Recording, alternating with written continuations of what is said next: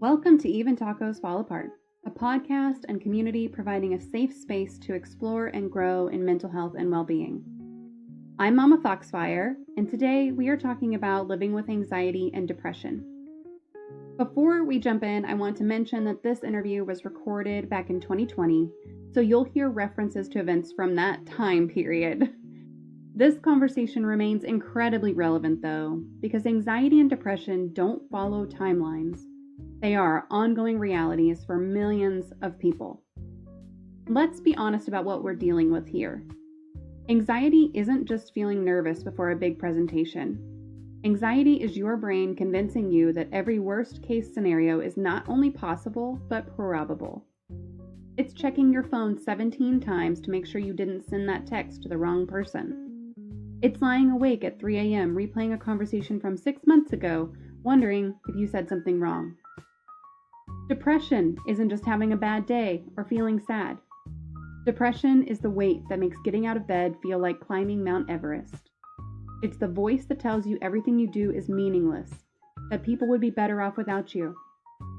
It's sleeping for 12 hours and still feeling exhausted, or lying there unable to sleep at all while your mind races through every failure and regret. The statistics are staggering. The Anxiety and Depression Association of America reports that anxiety disorders affect 40 million adults in the United States every year. Depression impacts over 17 million American adults annually. But here's what those numbers don't capture: the daily reality of living with these conditions, the trial and error of finding treatments that work, the frustration of well-meaning people telling you to just think positive or get over it. What makes this particularly challenging is how invisible these struggles can be.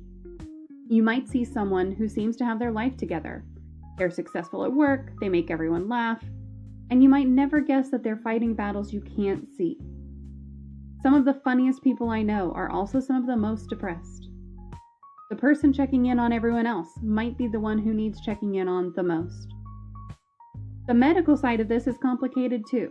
We've made progress in understanding brain chemistry and developing medications, but we're still far from having all the answers. What works for one person might make another person worse. The side effects can sometimes be harder to manage than the original symptoms. And for many, the cost of treatment, therapy, medication, or both, puts help out of reach. Then there's the stigma, especially in certain parts of the country and certain communities where admitting you need help is seen as weakness.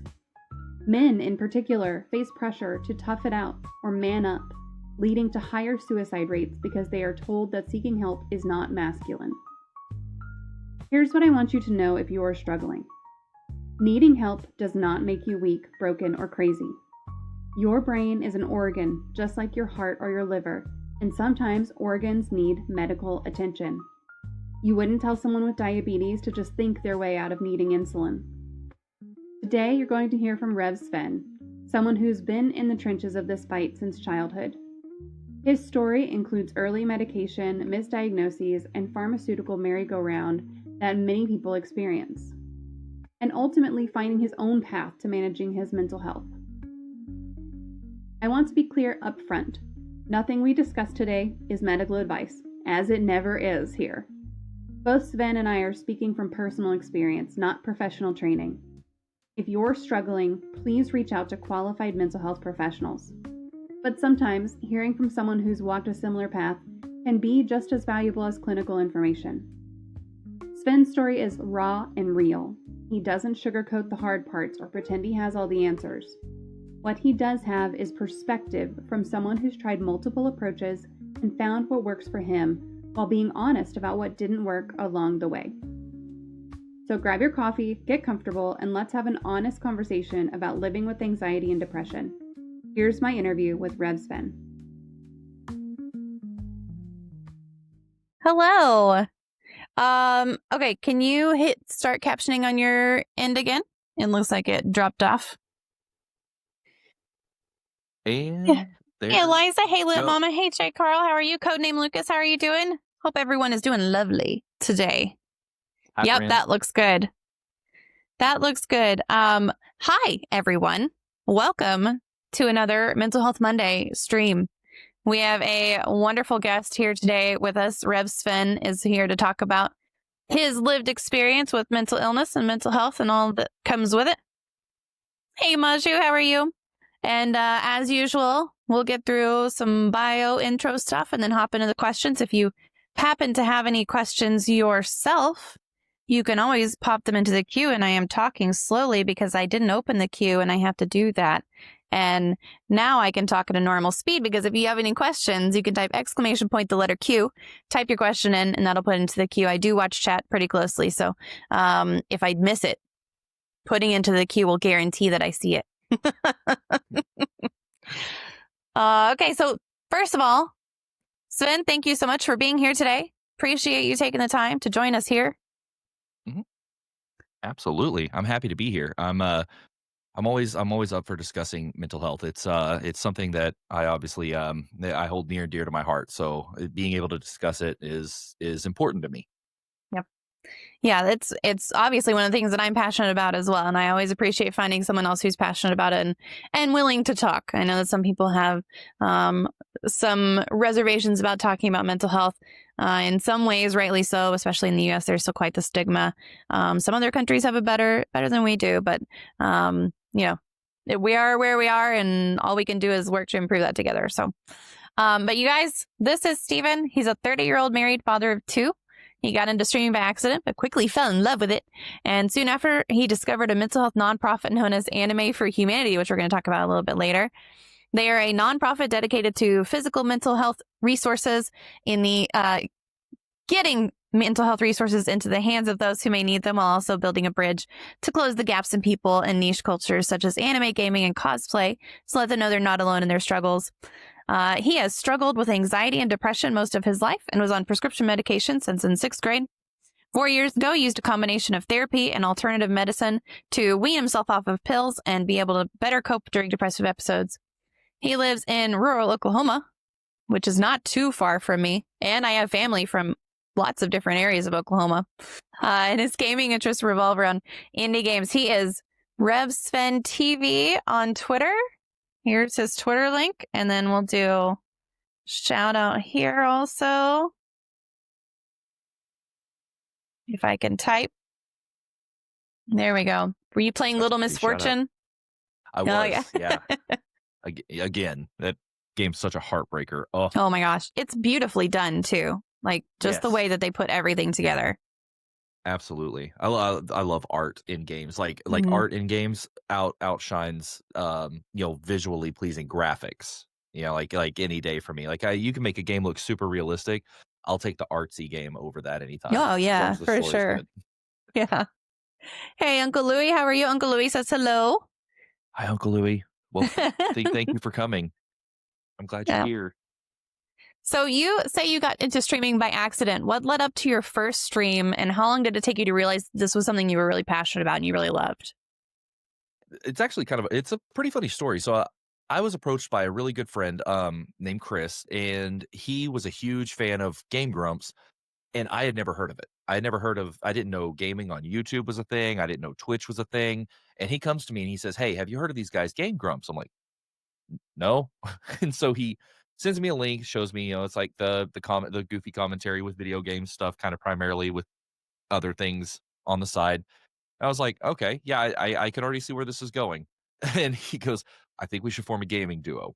And I was like, all right, cool. And we called it Iron Road Gaming. Because he's actually from a town here in Oklahoma called Tallahena, which is an old Choctaw word for Iron Road because it was like a massive railroad depot. And honestly, Iron Road kind of sounded cool. I was like, that's pretty cool sounding. And so we ended up becoming like a gaming duo on YouTube, primarily, super amateur stuff, like horrible audio, no webcam. We were trying to record audio through like the headset of the Xbox, and it was bad.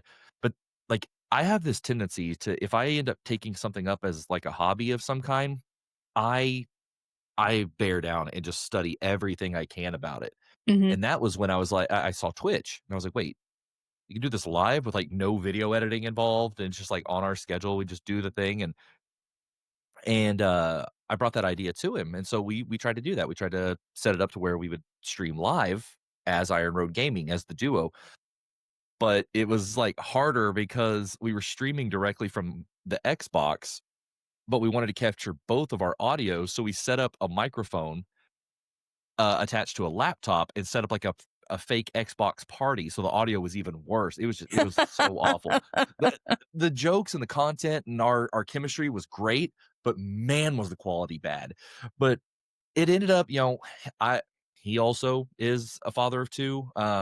At the time, he was married as well, so we were kinda, cut from the same cloth, and what ends up happening is you have families and you both have full-time jobs, and, I mean, eventually, it became too difficult to be able to like, get our schedules lined up. Mhm. Um, and so I decided to start taking off on the YouTube side. We were gonna split the Iron Road Gaming deal where I was gonna be Iron Road Gaming on Twitch and he was gonna be Iron Road Gaming on YouTube, and then we would, like, do stuff together when we could. But this way, on our own time, we could focus on the things that we kind of wanted to do. Right.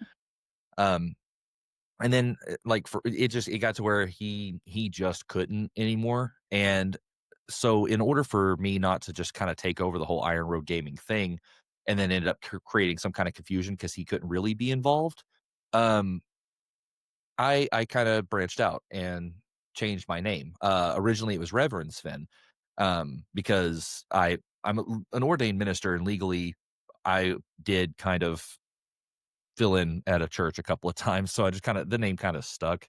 Uh, and then I wanted to shorten it because I kinda fell away from religion altogether and wanted to kinda remove that religious connotation while maintaining the same idea.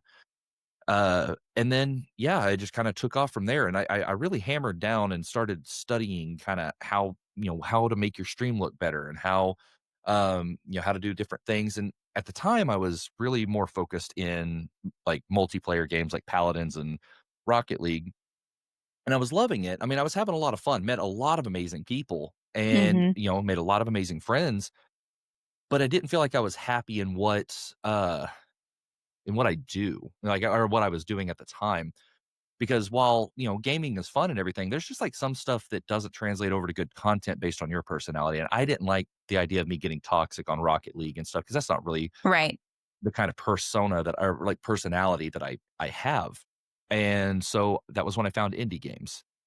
And when I found indie games because of Cuphead was the very first indie game I played on stream, and the art style, the challenge, the music, everything. I was like, you could feel like this wasn't like a team of a whole bunch of people that were contracted in to get this game done, and then after the game was done, they got laid off, stuff that happens in the gaming industry.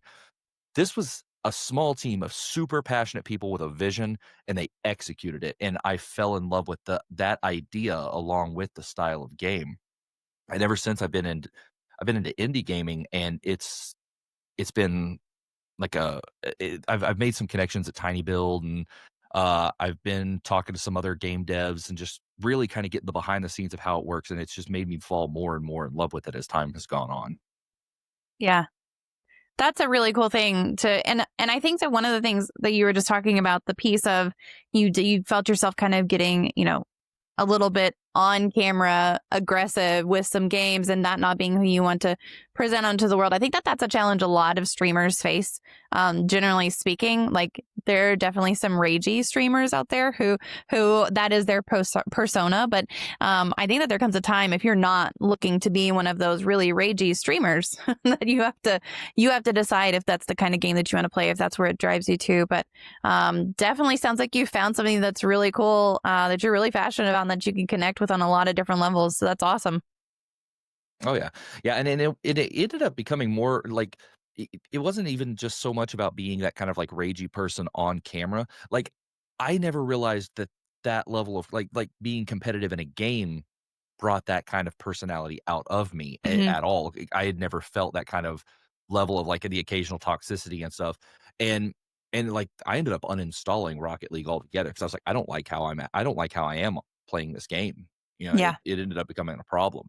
Now, when I start getting into those games with like friends, it becomes way easier to not become that toxic because it's just like at that point you're just having fun with friends and it's not about Right. being competitive. And but yeah, I don't like being like that. So, that was a big Yeah. driving force behind it. Yeah, I can definitely, with Rocket League, all I do is drive around on the ceiling, essentially. I cannot figure out that game. I've tried with a controller, everything I have. And so I have a really close group of friends who play Rocket League. And every time they're like, listen, if y'all don't shape it up, we're going to get Mama to come play and then you'll be in for it. Yeah, I'm that guy that like I turn off the ball cam. So I have like after a while, I won't even know where the ball is. I just like seek people out to blow them up just to be. Oh, I like I'm that. just like, That's what I need to do. yeah, just be that disruptor because it's actually funny because Right. sometimes it does work because you get the other team kind of like flustered and scared to like they hear you coming and they'll like jump or something to get out of the way. And like if you have a good teammate, it opens up all kinds of doors for them. Yeah. Yeah. That's probably what I should do instead of just winding up on the ceiling and trying to figure out where everything is. So Uncle Louis, the chatter points in here, you could do things like heist, you can do things like gamble, you can do things like boss fights. The boss fights are really fun too. Actually, we can start a boss fight. So just type exclamation point boss and you can If I'm not join mistaken, Uncle right Louis is there. kind of new to Twitch. I met Oh, Uncle are you? Louis through I met him through TikTok, and Yeah. I think he's like relatively new to like how some of the streamer points and different things like that work. Yeah, it's a little bit weird right now too because there are like channel points and then there's these other I have chatter points and channel points, and the channel points you can do things with redemptions as well built into Twitch, but then outside of that, all of the little mini games and stuff are driven through something called Streamlabs Chatbot, and so that's where those chatter points come into play. Yeah, you're very new. No worries, no worries. You know what? We're here. We're here to help you through anything. And honestly, with you being new, probably you'll wind up teaching me something. Like, no lie. Before we go much further, can I get pick whatever your favorite heart emote is, and could I just get some hearts in the chat? I know that Maji's having a hard day today, and he's going through some stuff, and I just want to show him a little bit of love. So if you got any sort of heart emote that you want to use, Twitch has a standard one. Just throw it out there, whole bunch of them, and just let him know that we're here for him. Thank you guys very much. Appreciate that. Maju, big love to you. I know that you're having a hard day. So there you go. That's what I like to see right there. Yes. Yes. There you go. So you are also involved in a charity called Anime for Humanity, which was mentioned in your bio. Do you mind telling us a little bit more about that, who they are, kind of what they do, and how you got involved with them? Yeah, absolutely. So, Anime for Humanity is it's a mental health nonprofit designed to kind of be able to get those, like you said in the intro, get mental health resources physically in the hands of people who might need them. Things that allow people to find free or inexpensive mental health resources that specialize in certain areas. We've compiled a list of different kind of not I don't want to necessarily use the term like niche mental health organizations, but ones that kind of cater to a specific type of audience. Like like we've gathered resources for people like Stack Up, which a lot of cancer support organizations we kind of fall in line with just because of the kind of damage that going through something as serious as cancer can have on your mental health. But then we also have like resources for the trans lifeline and just all the different kinds of resources. We keep them all compiled in one place and get them in the hands of people who might need them. There's also some feel good items in these. There's like a whole kit that we put together, and we hand these things out at events for free. And another thing we try to do a lot is bridge gaps in communities, because our founder, he was part of a bunch of, he was going to anime meetings and anime clubs out there in California. And he noticed that while all of these people were here for the same thing, it seemed like people were having a hard time connecting. And a lot of that came from, the idea that people kind of get in these niche cultures, gaming, cosplay, anime, which you're seeing less of it now, but it's still there, that in certain areas, people get bullied for being part of that, like for being a nerd or a dork or a geek. Right. And it can do a damage, it can do damage to your self-esteem and to your mental health. It makes you not want to be able to reach out. You think somebody's always making fun of you, somebody's gonna pick on you. Well, this was designed to make sure people realize that it's not that way. That there are people that are here with you. You're not alone, that you have this stuff in common. And then it allows you to kind of be able to bridge that gap and give you somebody to relate to. Because one thing we truly believe in is the idea that step one to getting help is to have somebody to relate to not feel alone. Like step number one. And so that's on our online presence is designed for that while also still providing all the resources. Like if you go to the website that you shared in chat, animeforhumanity.org, there is a healing section. And if you go to healing, it has all those resources in one place. And then in person, we get those in your hands. That way it's like, hey, you get that personal connection. Like, hey, man, listen, we're here for you. We know what it's like. We've seen it, and we want to be able to help. And so Yeah. that plays a huge role in it for us as well. Yeah, and there's the link to that healing section of that as well. And this is something that is really cool and that I had no idea existed. So it's really neat learning about all these different things from different people. And that's one of the beautiful things about social media is that, yeah, it can be. We were just talking about TikTok and how much it can be a time suck on your day. And I had to uninstall it from my phone, but I love that it can connect people and you can really make these neat connections. Hey, Mage, how are you? Nice cat, by the way. Thank you so much. He's resting until he decides he needs more attention. Oh. So changing the subject just a tiny little bit. But do you have a serial killer or true crime story that fascinates you? Actually, I do. So, serial killer culture has kind of become pretty relevant in American society today. Between TV shows and everything, and it's honestly, realistically, it's part of our history. As a nation, or in world history. Honestly, look at Jack the Yeah. Ripper. But for me, one that stands out just because of one, the sheer creativity of it, and the things that it has inspired in, which it seems so weird, kind of romanticizing this idea, but the story of H. Holmes. Hmm. Uh, he's highly regarded as one of America's very first serial killers, if not the first. And it was so early in American history that people thought it might have been Jack. He might have been Jack the Ripper. But he created in Chicago what was called, they essentially called the murder hotel, where he had sealed off walls and made false rooms. And Yeah. it's a really, really intriguing story to read that somebody was able to pull off this kind of intricacy in that day and time. People talk about how, yeah, wild the world's gotten, how disgusting people are. And like, this guy was in this, 1800s. Hmm. It's pretty crazy. Maybe 19. Yeah, it may have been early 1900s, but regardless, it was so long ago when people thought everything was so pure and everybody was so, no, this man made an entire hotel Yep. with traps and false rooms and a basement, and it's crazy. It's wild to think about. And then you look at him and he looks like just any other guy from that time, bowler hat, mustache, typical. Right. But that story, just the intricacy of it is amazing. Yeah. Yeah. It's the neat thing about serial killers and true crime stories to me, is the psychology behind, like, why did they do that? Why did they get to that point? So it's always a neat thing to me. I know that a lot of the times it feels like romanticizing a little bit, but just like mental health, those are the kinds of things that I think need to be talked about. Like if you, in some cases, if you're willing to get help, not that it can prevent you from becoming a serial killer, but sometimes it can prevent you from doing things that you would otherwise not do.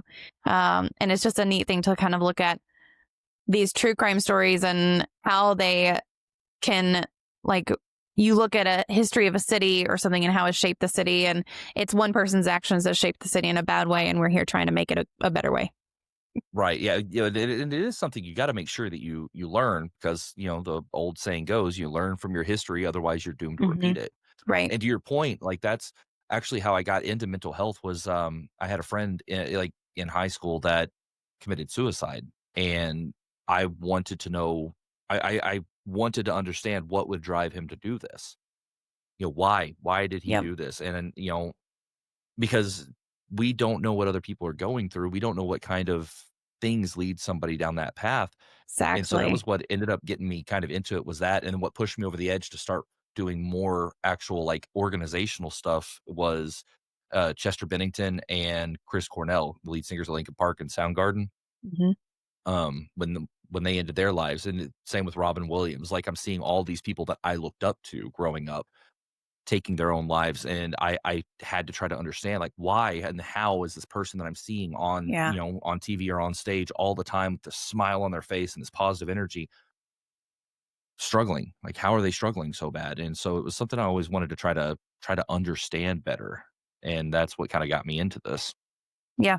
Well, it's good to hear you say that, because that's one of the things that got me into mental health. Was I had struggled with anxiety, I'd struggled with depression before, but what really got me into the mental health advocacy space was my grandfather, who went missing and has never been found, but the predominant theories are either murder or suicide. And so it's like, in either case, if he had been willing to seek out some mental health assistance, maybe he would still be here. He wouldn't have taken his own life. Or if the person who theoretically maybe murdered him had been willing to seek out some professional intervention, maybe they wouldn't have gone down that route too. So it's always neat to look back at the personal connections we have and how they tie into what we do today, which is pretty cool.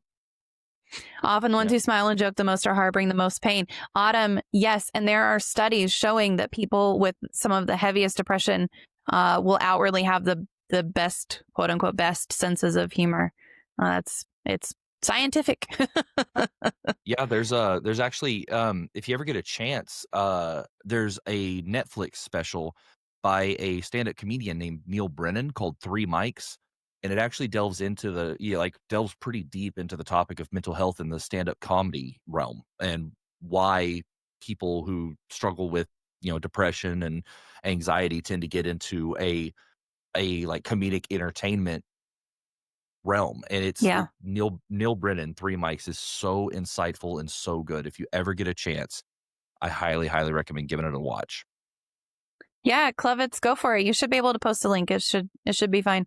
I don't think it'll time you out. If it does, I'll undo it. If I can figure out how. Humor is straight up a coping mechanism. I really think class clowns should be invited to undergo mental health screening. That's a good point too. Yeah. So growing up, you had anxiety and depression. What was the biggest challenge before you were diagnosed? And then did your perception of that challenge change at all after arriving at either diagnosis or starting medication in 6th grade?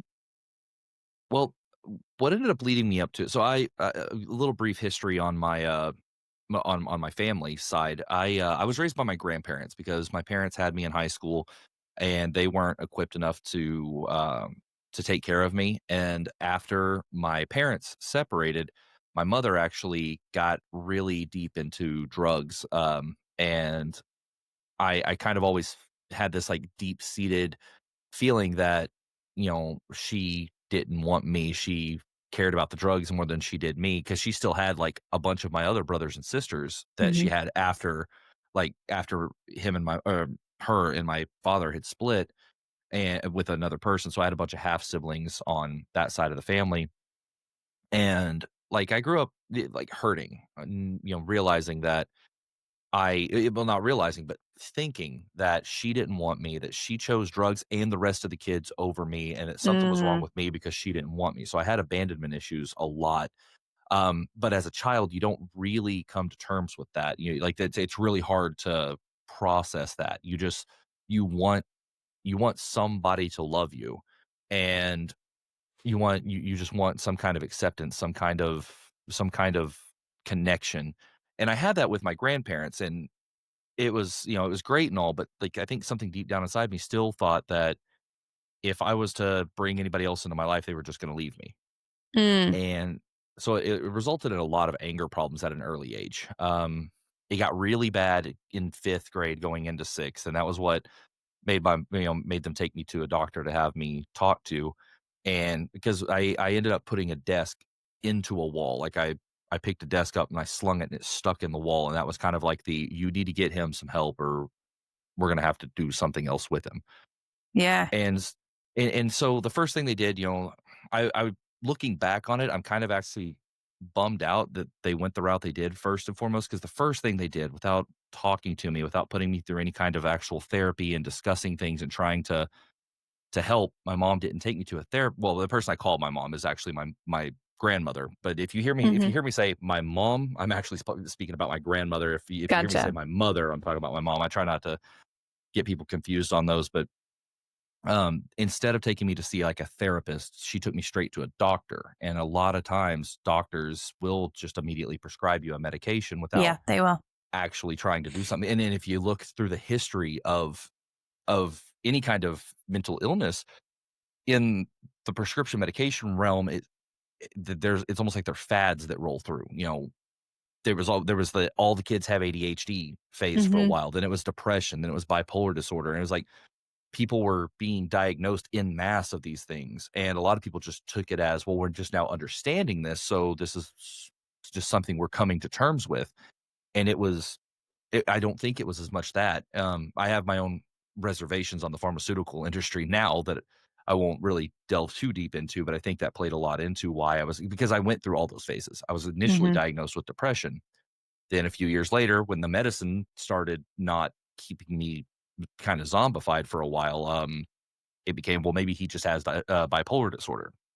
And then it was anxiety. And then it was intermittent explosive disorder, which I thought was a made up thing because I had just seen it on TV in pro wrestling like 2 weeks prior. And when they told me I was like, no, that's made up. There's no such thing as intermittent explosive disorder. I mean, it's literally called IED.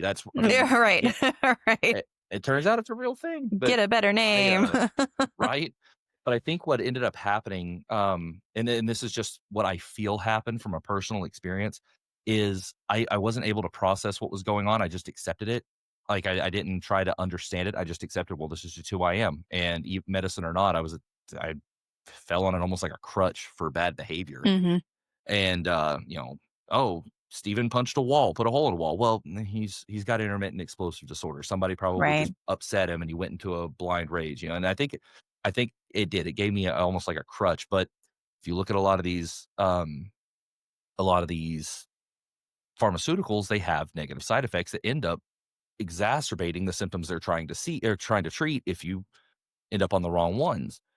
And I think that's what ended up happening was I just kept getting cycled onto these new medicines because after a while, I finally, as I grew up and started wanting to learn this stuff myself, I decided that maybe it's not about getting on some kind of medicine. Maybe I need to go see somebody that can talk to me about it. And so that was Mhm. when Right. I started going and seeing a therapist.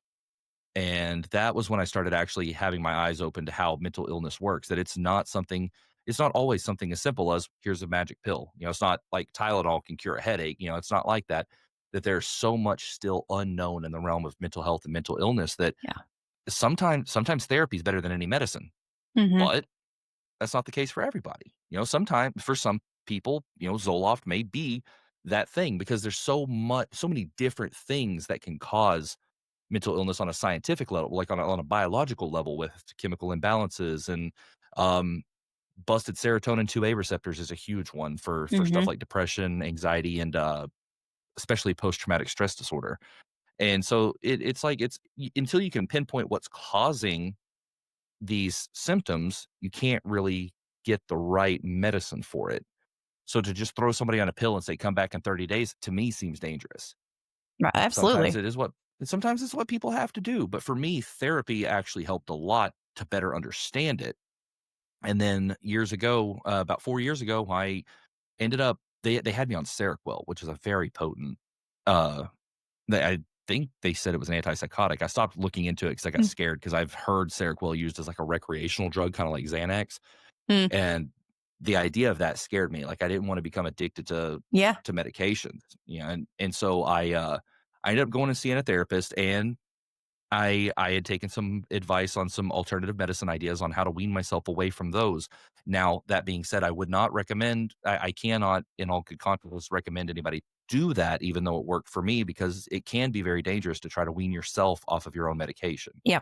So full disclosure on that, see your doctor first and tell them, "Listen," you tell your doctor, "I need to do something else. Don't do what I did and just do something else." But luckily for me, I got weaned off the medicine. I did go through withdrawals for a while and things got a little bit worse, but I kind of went through that process and afterwards I came out on the other side of it way better. Mhm. So I've been off medication for 4 years now and I haven't like I still get, my depressive episodes, but I have coping mechanisms now that allow me to get through those in a safe and non-damaging way. And while it sucks going through them, one of my personal biggest things that help me is that knowledge that I'm going to come out on the other side okay. It sucks, but I have a lot going for me. And when I come out on the other side, things are going to be okay. Yeah. Mage Broski said mental pain is less dramatic than physical pain, but it's more common and also more hard to bear. The frequent attempt to conceal mental pain increases the burden. It's easier to say my tooth is aching than to say my heart is broken. C.S. Lewis. Yes. Yeah, absolutely. Absolutely. That's Very good point. 100%. Uncle Louis said, I'm a class clown. I've gone through some things I will not mention. When I make these jokes, I make other people laugh. It makes me feel good, but I can never cheer myself up. Yes. I will what also. Neil Brennan actually talks about a lot in that special. He mentions that almost specifically. Yep, absolutely. I'll also say, Sven was mentioning, his experience doesn't mean this is what you should do. And we talk about that all the time here. I'm not a professional. He's not a professional. These are our experiences. You have your experiences. Always, always, always engage your medical professionals in decisions about your diagnosis, about your medication, about everything, your treatment, everything. All of that. Autumn said, I caught myself opinion. Yeah. Oh, yes. We talk about firing your therapist all the time. Yeah, 100%. Yeah, if you feel it's not working for you and they think you should stay on that track, get a second opinion. If you have the insurance to go see one doctor, you have the insurance to go see a different one. Mm-hmm. And you know what's great is that most of the people who talk about you should definitely fire your therapist if they're not working for you are the professionals that I do talk to on here. They're the ones who are always like, listen, if you don't agree with what someone says, ask for more information. If they're not willing to give it to you, go find someone else. That's the thing. You have to find someone who's going to be that advocate, because yes, you can be your own advocate, but you don't know what you don't know. And they know more than you do about specific things, whatever their specialty is. Autumn said, I caught myself a bipolar diagnosis when I kicked in the front door of my house during a massive meltdown. Turned out it was an autistic meltdown and not a manic hypomanic episode. Yep, absolutely. Yeah, misdiagnosis, I think, in the mental health field is more common than any other field. Because again, there's just still so much unknown about what causes different mental health issues that they can't pinpoint them, and so there's a lot of misdiagnosis, a lot of trial and error. Yeah. Yep. Hey, Bite. Hey, Alex. How are y'all doing? Rocker said medical field be like, why cure a disease when we can treat it for years and bill them every step along the way? So just giving the person pills. Yeah. So, and that's another really good point. And you mentioned pharmaceutical companies a little bit, but a lot of the stuff that they diagnose is all about marketing, which is a sad, sad statement. And I know that's a US centric problem mostly, but you got to keep that in mind too, that prescription companies send representatives to doctors to say, prescribe more of this. It's how they give doctors commission. That's the problem I have. Yes. They give doctors commission. They get those kickbacks from every prescription that they write, which is how we arrived at this Oxycontin whole epidemic of people addicted to this drug because what company was it? Oxycontin's is it Pfizer? It may be Pfizer's one of the big ones that puts out opioids like crazy, but yeah, Purdue. That's the one. Yes. I knew I started with a P. I was like, hang on, but Purdue's chicken. Yes. But Purdue, that's a massive thing, and it's all because of marketing. Mm-hmm. And so it's hard. Definitely get an opinion, get a second opinion, also do your own research. And all the things we usually say here, we're not professionals. Make sure that you do what's right for you, for sure. So everyone experiences illnesses, and this is another part of that too. Everyone experiences illnesses differently. I had postpartum depression, and I now have major depressive disorder. And even within myself, those are two massively different kinds of depression. And there's all sorts of subsets to every DSM diagnosis. There's all sorts of subsets to these diagnoses. Could you describe what symptoms of anxiety and depression you encountered and how those impacted your daily life? The worst ones that I encounter still to this day, a lot of times, it happens a lot when I'm alone. So if my family goes out of town for a few days, I start getting into my own head. And the worst one is feeling like everything I do and everything that I work for is all a waste of time. That in the end, I'm alone in this world, and when I'm gone, no, people will cry for a short time, but they won't care in the long run. And then I sleep. I sleep and sleep and sleep, and I don't wait. I don't get up. Like I'll wake up and I'll just pound back a half bottle of ZzzQuil and go back to sleep. And Hmm. those are if I get into those real bad funks. They don't happen all the time when my family's gone, but it's like if I fall into a funk and am left alone, that's what I'll do. But luckily my wife has been my rock on a lot of things. Like she, if I feel like I just need to break down and cry about something, she'll kind of hold my head in her lap and let me cry. And that in and of itself helps so much. I mean, just being able to, because scientifically speaking, crying, smiling, all these different shows of emotion, they release serotonin, and serotonin, dopamine, and oxytocin are all released by showing these emotions, which in turn relieve the symptoms of anxiety and Hmm. depression. So they help a ton, just being able to actually express these emotions. And so being able to just sit down and cry and for a little bit can help me get through an episode really quick. You know, and I'm lucky to have kind of that ability personally, I think. But not everybody's going to be able to have that. Hmm. Not everybody's going to be able to have that same coping mechanism. So I lucked out in that aspect.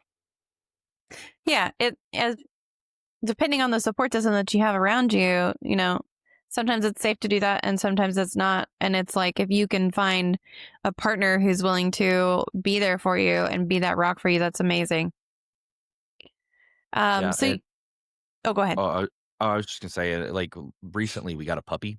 Um, he he's technically my son's dog, but when they go out of town, he stays cuddled up against me constantly. Like if I'm out, if I'm not in here working on something in my room, I'll be out there and he'll be right up against me, and it's almost like I swear it's like an emotional support animal, because Mhm. like just him curling up to me, and like he'll lay down in my arm like almost like a baby, like he'll just flop down on his back, just and hang out there. Just having him helps a ton. It's honestly been one of the best blessings in disguise getting that puppy, and I'm thankful for that. What kind of dog is it? He is a Schnauzer. He's half Oh, Schnauzer, half Shih Tzu. oh my gosh, how cute. Yeah, Nice. Yeah, I've got 3 dogs and one of them is very he's not in here right now, but one of them is very, very sweet and calm. And I got him after my grandfather went missing. I actually got him while we were still in active searches and everything for him.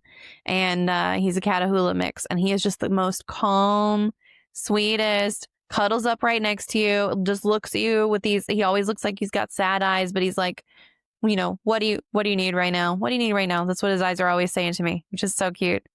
he's like Not definitely he not looks like a at you thinking, "Scratch me, you'll feel yeah, better." right. Right. He's just like, you will pet me? You will pet me? You will pet me? And of course I do. Oh yeah, yeah. Oh, 100% of the time. Absolutely. So you've talked a little bit about turning to therapy and alternative medicine 4 years ago to help yourself to stop taking those medications. Can you tell us a little bit more about what happened leading up to that decision? Oh yeah, yeah. So, like I mentioned, when it all happened, I was on Seroquel. And the moment that I decided that this is it, I can't do this anymore, was one thing about Seroquel is it makes you sleep. Mm. It makes you super tired. Like I would take it 4 hours prior to bedtime and wake up still exhausted. Like wake up still Wow. I mean, I like wake up tired, more tired than I had went to sleep. Ugh. And one day, I was on my way to work. I used to work for a company called Aaron's. They're a sales and lease organization that's very predatory in nature. Again, reservations on that. But I was a delivery guy for them. And so that meant I had to drive all day. And on my way to work in my car, I fell asleep driving. I luckily woke up before running off the road because the drunk bumps kind of startled me awake. But I was like, I can't keep taking this medicine if it's gonna make me fall asleep, Yeah. even though I took it at 5 o'clock yesterday afternoon and it's 9 o'clock in the morning, it's so that was it. That was the moment that I said, I have to do something else. And it worked. I also, so my doctor that I was seeing, who was prescribing me the Seroquel, had left town. She had went and started a practice in a bigger city, and I didn't know where to turn anyways. So Hmm. instead of finding a new doctor, I just saved my money because I was also kind of going through some financial hardships at the time. I, out of necessity, was not able to go see a doctor, and that was unfortunate. But again, lucky, lucky me. Yeah. But that was So, that was it. That was the moment. yeah, Maji said that's terrifying. Falling asleep while driving. Glad it didn't end badly. Absolutely. Yep. Oh, yeah, and I'm glad 100%. I'm glad if it was gonna happen, that it happened while I was in my own car on the way to work and not in the company vehicle, because of these box trucks, they're huge, they're Yeah. gigantic, so, you know, I'm able to control, like, if I get startled awake, I'm able to kinda control that car better than I am that big truck. Yeah, for sure. So, looking back now, would you do anything differently as far as staying on the medication versus coming off of the medication, or the way that you went about it? Um,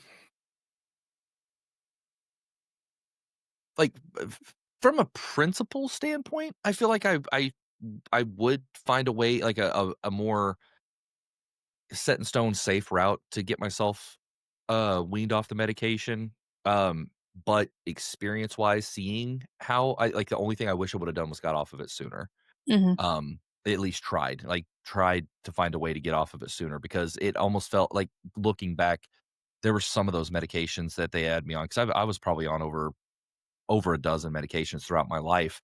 Um, like, seeing how some of them just turned me into a zombie, and I didn't get to really be who I wanted to be.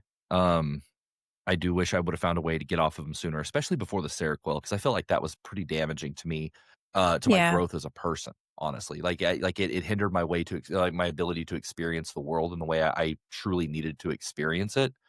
Um, because that was another thing. Once I've gotten off of that stuff, I've been able to expand my horizons and get out of kind of my small town Oklahoma mentality. I've kind of completely changed as a person, Hmm. and it's been for the better. And I just wish I could have done that a little bit sooner. Yeah. And I will stress that um, there are very valid reasons for being on medications. There are medications that are absolutely 100% life saving. Neither of us are saying like you need to get off of medications. This is just what worked for one person. And so, like, there are definitely instances where if I've taken a medication and I'm not happy with it, I have talked to my doctor about it and gotten changes that way. Um, and it's just one of those things you have to know yourself, sometimes better than doctors know you, and let them know what's working and what's not working. And if you can't tell them what's working and what's not working, take someone with you who can. Like, everyone has that friend who can go into mom mode and be an advocate for whatever, whether it's like you need ketchup at the table and no one wants to ask. Well, there's that one person who's like, you need ketchup? I'll get you ketchup.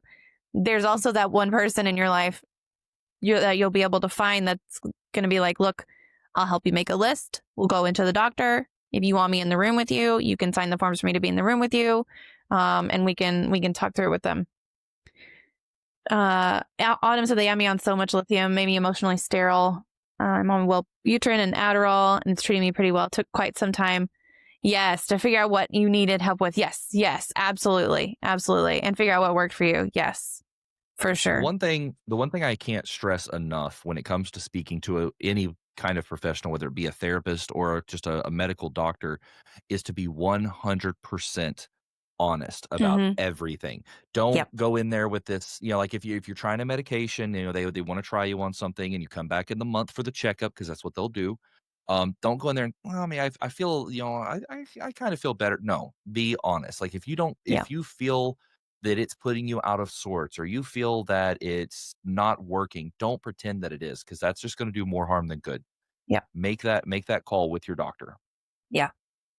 Well, and beyond just being honest about what side effects you're experiencing, or how effective the medication is being, because whenever you go into a doctor, not a therapist usually, but like, I know that my GP, at least, they're in there to get in and get out and see another patient. Like, that's what they're there for. And if you don't stop them and say, no, we need to talk about this, they're just going to get in and get out. But the other part of that is to be completely honest. Like, if you tell them, I'm in Texas, it's not legal here. If you tell them I smoke pot on a regular basis, which I don't, but I would if it was legal, probably.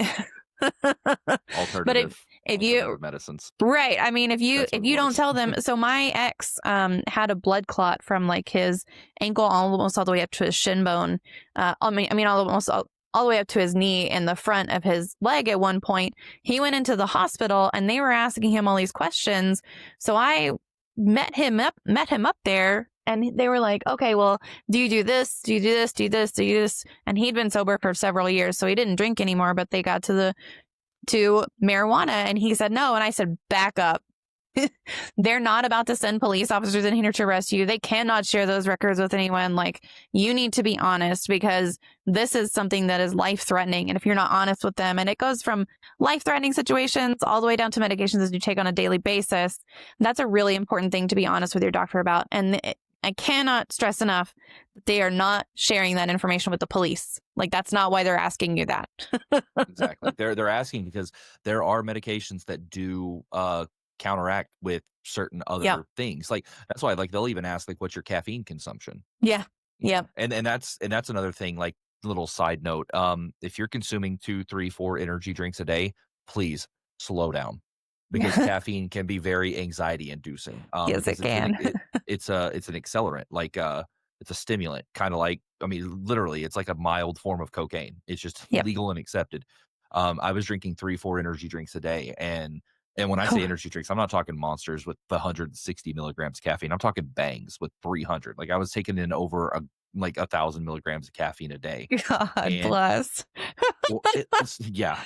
Well, and so, there's actually an interesting story behind how I found out getting off caffeine ended up being a positive for me when it comes to keeping my thought process right and being able to cope with things and not delve into like the worst pits of anxiety. Back in September, I ended up losing a cousin to COVID, and after I came home, I had to. This was pretty damaging to me. I went through a series of stuff, and I feel it's important to talk about. I witnessed somebody in their life on TikTok Live. It was completely shocking. Wow. And I didn't sleep for 3 days. It sent me into a real bad place. And then I ended up getting a call from my mom that my cousin had passed away. And when we get over there, I just want to be there for my family as much as possible. We get over there. He also had Graves' disease, so he was extremely overweight. And they sent 2 people there to help the coroner get him out of the house, and they couldn't do it. So I ended up having to help, which that messed with me more than I realized at the time. And because that was the first time I'd ever seen a body outside of like a funeral, and it was difficult. And then I came home and I had taken a shower, and I was so exhausted. I broke down crying and I almost fell asleep. Then I get a call that my aunt had tested positive for COVID, and I was with her. I had given her a hug. And so I had to quarantine off from my family, and that didn't help things. No, not at all. I had to lock myself in a room, and I finally fell asleep, and I slept for 3 days straight. Like, I woke up literally to eat and went back to sleep. So mostly out of pure exhaustion at that point. But what ended up happening was when I woke up, I just didn't like crave an energy drink. So I went to just drinking water. I've been drinking like Bai a lot lately, these things. And they have a little bit of caffeine in them, but I ended up just not wanting one anymore. And then I ended up deciding one day, I'm like, you know what? I'm going to go get one. I'm kind of tired today. I went to drink it. I was like, oh, this tastes like crap. It's like your taste buds kind of adjust when you get used to drinking water and stuff that's not super sweet. And I was like, this tastes like pure sugar. And it's like, there's no sugar in it, but it tastes like pure sugar. And I just couldn't do it anymore. So I've weaned myself almost completely off of energy drinks. Every now and then I'll have like a Mountain Dew Kickstart. Those have about as much caffeine as a regular Mountain Dew anyways. And I've noticed such a drastic change in my energy levels, my natural energy levels. Like, I can almost get by on just like a good 5 hours of sleep now, instead of like 8 to 9 hours of like really bad sleep because of all the caffeine. And honestly, it's really helped a lot. So if there's one thing I can say is, if you're taking in tons of caffeine, please just try to supplement at least half of what you're drinking in caffeine with water instead, and just See if you can notice a difference. Try to wean yourself off of them. They're not good for you, you know. Coffee's a different type of caffeine, you know, because it's like a naturally occurring caffeine. It's not a synthetic like anhydrous that they use in energy drinks. And it also actually comes with coffee has natural nootropics in it, which kind of help boost certain brain functions as opposed to just spiking your energy. So, coffee is actually not so bad within, you know, obviously within moderation, but it's been dang near life changing. You know, it's been awesome. And when it comes to the Monster coffee drinks, they do have natural caffeine in them because they are brewed with coffee, but it is still like way too much if you're getting their ones that have 300 milligrams. 'Cause that's just that's too much caffeine. Like you can do what's called a toleration break or tolerance break, where you take a few days off of it, and you may end up with a headache or something, but then it won't take near as much, you know, caffeine from coffee to get you kind of up and going again. So, yeah, slow down on the caffeine. Yeah. Yeah. And I mean, that, you know, Bite said even non-illegal stuff can have negative interactions, and that can have caffeine can have interactions with certain medicines, but also things like your supplements. Like if I take a lot of supplements for my hands until I can have the surgery, which, you know, who knows when that's actually going to happen. But until I can have the surgery, I take a lot of different supplements for my hands that has been recommended for me to take. But whenever I go in and they're asking me about what medications I'm on, if they're looking at prescribing me something different, I also include every supplement that I take and the amounts, even if it's just something like turmeric. Like I take 1,500 milligrams twice a day of turmeric, and it's like that's included because that can interact with blood pressure medicines, and I'm not on blood pressure medicines, but if it can interact with that, it can interact with other stuff too. So it's important to know. Turmeric can potentiate Wellbutrin also. Yes. Yeah, exactly. My mother-in-law, she had a blood cancer, and before she died, like she had to watch how much broccoli she ate. Like even something like broccoli with certain medications, that was because she was on, Coumadin, I think. And you have to really watch how much of certain things that you eat. Rocker said they may have a lot of caffeine or sugar or whatever, but they're delicious. Although I drink caffeine drinks, rather it be pop, a Red Bull, or that in a subtle manner. Yeah. The mama said, oh yeah, I cannot have too much caffeine, any little bit, depending on how I'm feeling, that I can kickstart my anxiety big time. Yes. Yeah. Yeah, and it can do that. And like there are the regular, like what do they call them? The Java monsters that are not the ones that have the 300 milligrams of caffeine. They have them that have like a much lower amount. Like I think that the standard monster comes with like 160 milligrams, which is almost half of a bang.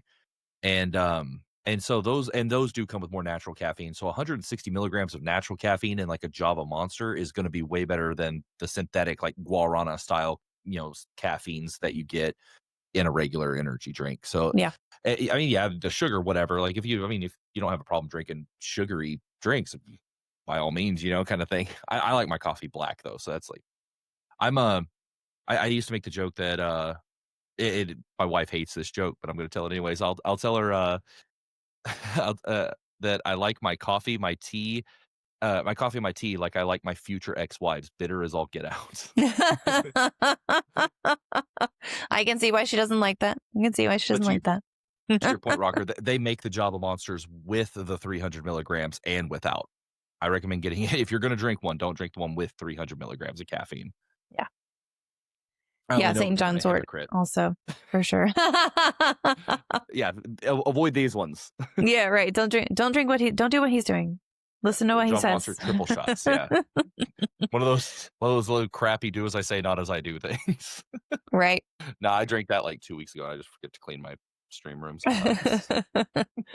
Lit Mama said, I love the taste of coffee, but stick to decaf and 100% have to stay away from energy drinks. Yes. Yeah, energy drinks mess me up, but coffee I can drink every day.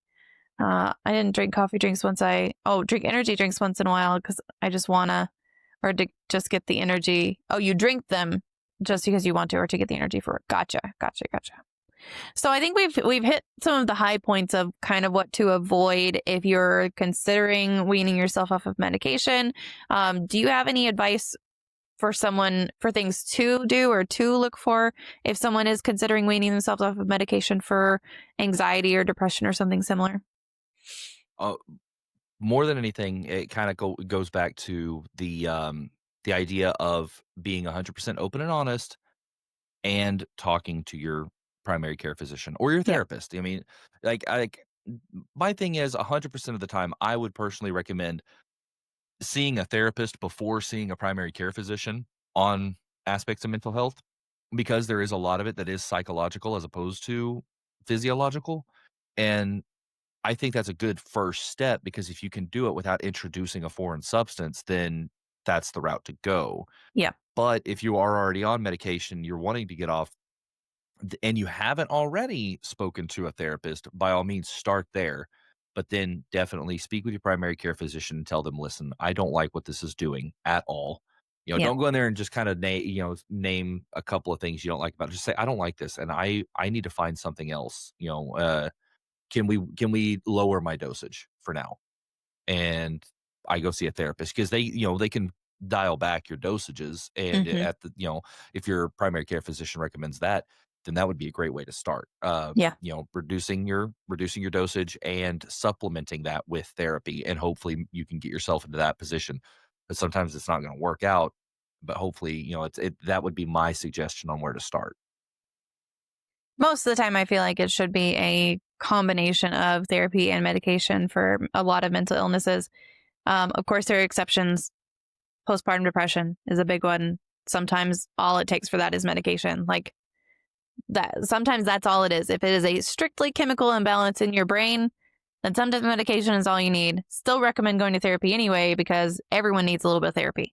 Just not a person in the world could not benefit from some therapy sessions every now and then. Absolutely. Absolutely. And actually, to Lit Mama's point, meditation too. Meditation's also, it can be, people don't realize how beneficial just, clearing your mind, putting yourself in a relaxed environment for a few minutes, maybe putting on some kind of relaxing. I like to use rain sounds, because I meditate. But I don't do it as often as I probably would like. I put aside about probably 5 minutes one day a week, and just sit there with just some calming rain sounds, clear my mind, because getting your mind racing a million miles a minute's so difficult. Like, it's so difficult to dial back from that. But if you can hit that reset button, then not only is it beneficial to your mental health, but even like on let's say a creative scale, like a creativity scale, slowing your mind down can actually help a lot. So I definitely do enjoy doing that. But like I said, I only do it probably 5 minutes out of the week myself. Yeah, and I've tried meditation. We have had some guided meditation on this channel before, with Songs of Healing in particular. If you guys haven't checked her out, she's amazing. Twitch and Twitter for her both. But and the thing that I have a problem with is that I just can't, like, if my eyes close, they're gonna open again. Like, I can't do it. So my meditation is more like drawing, doodling, coloring, something pretty mindless that I can just kind of do on the side on my desk whenever I need to clear my head. And Bite especially likes to remind me all the time that, yeah, that's considered meditation, because it's clearing your head. Like, it's not always just she's saying it right now. See, listen. Yes, that's what my wife does. My wife's an artist, so she actually sits there and she'll at night she'll just doodle. Yes. Pull up a pad, or a notepad every now and then, just kind of doodle for a while. Yep. Big thing for me, like outside of just like typical meditation, is music. I've actually changed my taste in music over the last few years, and about 2 years ago, I would say, I was like really into the hard metal and the screaming, kind of like angry sounding music. And for some people, that's like more of a release, like being able to get that out. But for me, I think it was influencing me the other way, to feel that way as opposed to release that way. And so I've actually I've changed a lot of my musical taste, and I've grown fond of stuff like electro swing, which I know is kind of a silly concept, but I love it. And I love folk music now, like something that I could sit and honestly fall asleep to. Yeah.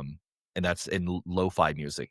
Oh God, I love lo-fi. Like, lo-fi is something, if I sit and put on lo-fi music, I'll just clear everything, and I'll just sit there and just like fall into it. And next thing I know, it's like 2 hours later, I'm like, oh crap. Yeah, that's a thing too. I live next to a train track, so if you heard that. I love it. It's great. Yeah, I'm one of those.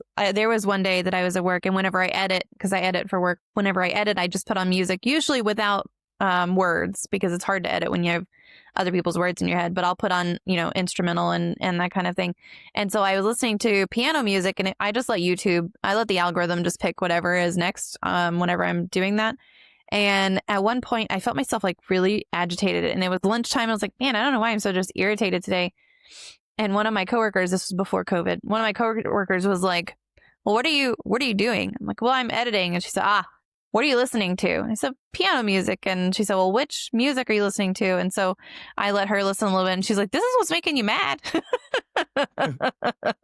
Yeah. And so I switched it up.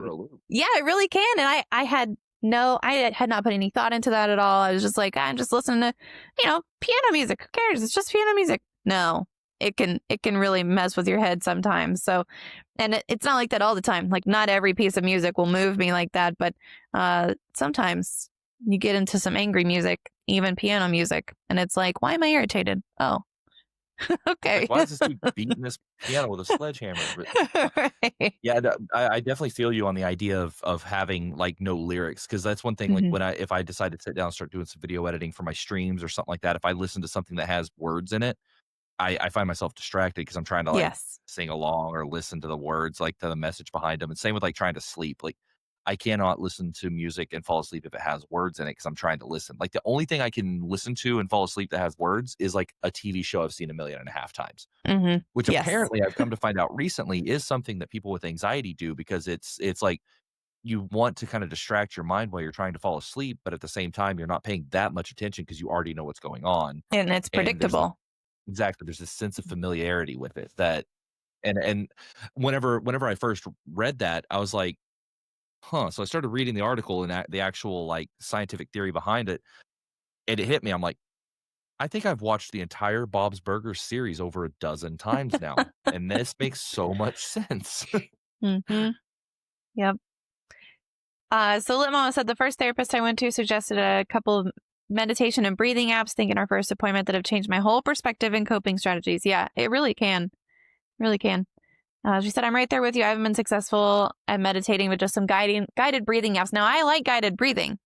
That I can do. I like that quite a bit. It's the more traditional stuff I can't. Autumn said, yeah, I've definitely largely done away with metal in my life. Way more than electronica. Yeah. Lo-fi, I knew I liked this, man. There you go. I found the Vitamin String Quartet, and that's who I listen to when I'm having a hard time. CR did a few Mighty Vibe streams that are like an hour of lo-fi, and they're so good. Nice. Yes, there you go.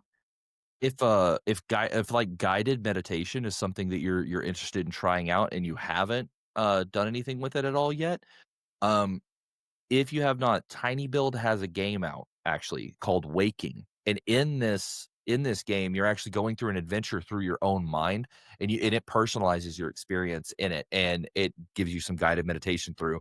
I played this game like off stream as part of a blog I was working on at the time, and there were points in it where it hit the heartstrings just right, that it was like it made me tear up, but the guided meditation in it is so good. It's called Waking.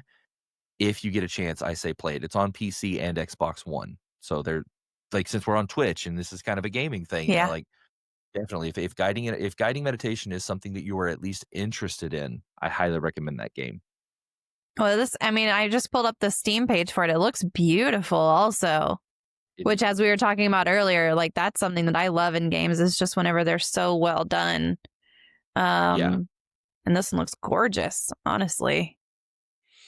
Yeah, it's a very, very well done game. Yeah.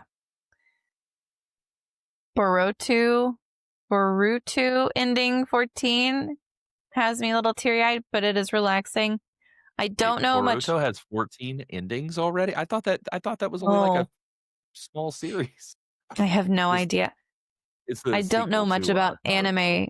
My kiddo loves anime, but it's not that I don't like it. I just have never gotten into it, a lot of people are that way. Yeah. It's like with anything else, and different strokes for different folks kind of things. Yeah, it's not like that I don't like knitting. I've just never gotten into it. Like, it's the same. That's the same statement for me. Also, that one game, I think it's called Journey. It's a relaxing and chill. Is that the one where you're like a leaf or a feather? Is that the right? I thinking of the right one? I think if I'm not mistaken, I may be wrong here, but I think Journey's the one. It's like it has like this little like tall, slender figure, and you spend a good portion of it in the desert. If I'm not Mm. mistaken, it was because I did play that one. It was really really fun. Oh, you're a character in a robe. Okay. Oh, okay. All right. I don't know which one I'm thinking of. There's one where you're like a leaf and you follow the wind. You know That which one sounds I'm, super which one relaxing. I'm talking about? Let's see if I can find this. Or I'll bet Bite Mark can probably find it before I can. Leaf, I think it's wind. literally called Leaf. Is it? Oh no. That's a person. You play as a person in that game. Yeah, and I don't think you play as a person. Man, or maybe it's a flower. Maybe it's a flower. You follow the wind, essentially. It might be a flower. Maybe it is called flower. Actually, I think that is it. Let me see. Yes, that's the one. That is the one, Autumn. You're correct. Oh, is it the same Really studio pretty. as Journey? Yeah. So there you go. It's there you go. That's a neat one. I haven't played it, but I watched trailers of it and it looks beautiful. Annapurna Interactive is their publisher, and they made another game called or they published another game called What Remains of Edith Finch that is an absolute emotional roller coaster. They publish some really good games. Yeah. So what do you do now that you're off of traditional medication that helps you best manage depressive episodes? The big one being the recognition that I will get through it, and honestly, I'm gonna give like ultimate props to kind of the community I've surrounded myself with in the streaming industry because there's not a single one of them that wouldn't sit and listen to me kind of get stuff off my chest. Even if it's not to give advice or anything like that, but just to vent something out. The amount of support that I've received from just my friends in the streaming community has been second to none. Mm-hmm. Except for maybe my wife. Like because she knows more Of about course. what I go through, but it helps a ton. Like if I can just reach out to somebody and they're like, "Yeah, man, let it go," and just let me fire, whatever I need to vent at them, and that in and of itself has been the biggest help to me. So honestly, it seems like streaming is what has allowed me to be able to to find new coping mechanisms. Mm-hmm. I will say, I do use medicinal marijuana, literally once a week. It's like I can use it once a week and be just kind of mellow. Yeah. It's been a godsend for me.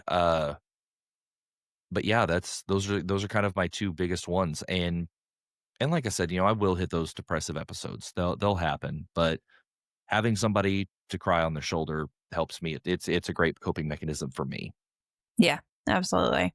Yeah, I never in my entire life growing up thought that Oklahoma would legalize marijuana before Texas. Yeah, and I will. That to I'm me gonna is say it now. bizarre. I'm gonna say it now. Oklahoma's medical marijuana laws are the most lenient medical marijuana laws in the country. We are at this point somewhere between recreational and medical. It's Hmm. that the lines are that blurry because you can Yeah. go, yeah, and I'll tell you, it's this easy. You can go to a doctor anywhere and just pay. The reason they kept it medical is because since you have to apply for a card, the state gets money for it, Hmm. and that's it. Oh yeah. And that's Yep. it. The state gets money for it because it's unbelievably easy. You can literally go find a doctor whose office is next to a dispensary, and they'll just do your little paperwork, and boom, your card Yeah. will be there in 2 weeks. And you're free to use it however you feel. Yeah. Yep. Pretty much. This might be spicy, but I'm trying to figure out how I can legally obtain psilocybin a few times a year. Ooh, well, that's a trip. Okay, so I'm not going to condone or not condone this, but apparently you can actually obtain it in the city limits of Denver, Colorado. Have not looked into the validity of this, but this is what I've heard. There you go. Because I've doing a lot of research, I've come to find that there are a bunch of actual medical studies being done into the effects of psychedelics on the repair of the serotonin 2A receptors in the brain to treat stuff like PTSD. Mm, And I find it interesting. I find it incredibly interesting because I'm a big fan of like holistic natural medicines. Hmm. I'm not, no offense to people who are, but I'm not like an essentials oils guy, but like I believe that there's a lot of natural medicines in the world, and I'll be 100% honest. I've 100% honest with my community. I've dabbled in the use of DMT before, um, as recently as 2 weeks ago, and I think that honestly that has helped me too because it's helped me open up my perception of how I view things in a more Hmm.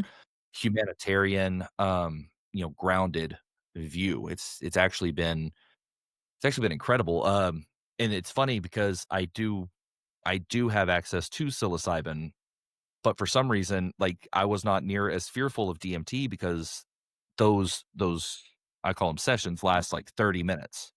And then it's like a Rick and Morty episode, quick adventure. It's Yeah. extreme, Right. it's intense. It's like quick adventure in and out, and with psilocybin, it's like it can last anywhere from a couple hours to up to 8 hours. And it's like that Yeah. for some reason kind of like makes me nervous. But one of these days, I mean, I'm gonna try it because I believe in the healing powers of Mother Nature. I Hmm. like I haven't used any kind of synthetic, like any kind of synthetic psychedelics or have access to them because I just don't really I don't trust people, because the DMT I get is from the Mimosa hostilis root bark, which is just a naturally occurring plant here in the United States. You can get Yep. that. You can go out and find a Mimosa hostilis plant and get the root bark off of it. It's not like it's, you know, some kind of weird scientific method that you do in your basement with rubber tubes and batteries like methamphetamine, which is a huge problem in Oklahoma. Hmm. But because everybody's scared of Joe Rogan, it still has a a negative connotation to it. Yeah. LSD is 14 to 16 hours on average. See, those are things I don't want to be out of control of myself for that long. And that's just me being control freak, basically. It makes me nervous. That's Yeah, yeah, that's for what. sure. I understand that. Mhm.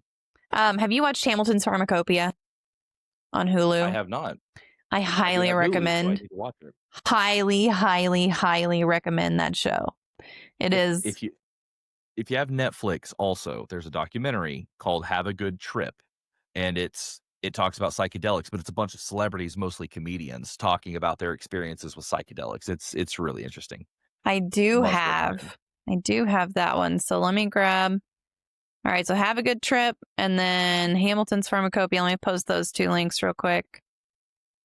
But Yeah, it's Hamilton's Pharmacopoeia it's a series, and it's, I mean, it's amazing. It's absolutely amazing. And this guy is just a skinny beanpole of a guy, and he goes on some of the weirdest adventures. But it's all about chemistry and psychedelics and different drugs and all over the world. It's really amazing. interesting. Another one, while we're on the Netflix too, this is more of a like a podcast turned into like an animated series. It's called The Midnight Gospel, and it was made by the guys that made Adventure Time. But they took this guy's podcast, kind of tweaked it enough to make it into like a story-based animated series. Is super, super interesting. Um, I did make the mistake of watching an episode of it while on DMT. Yeah, and it was, it was weird. Don't know if I'd recommend that, but, it's a really interesting series too. Yeah. Got the link for sure. Oh, Alex has watched Midnight Gospel. Very trippy. Trippy can be tough to follow. Got it. Yeah. Yeah, like going into it knowing that it's actually based around a podcast that was done by Pendleton Ward helps a ton. Or Yeah. made by Pendleton. Going in knowing that, it's like, "Oh, okay. A lot more of this makes sense than what I thought was going on." Right. Right. So we talked a little bit about depression. Do you have any strategies that you found particularly helpful for the symptoms of anxiety that you experience?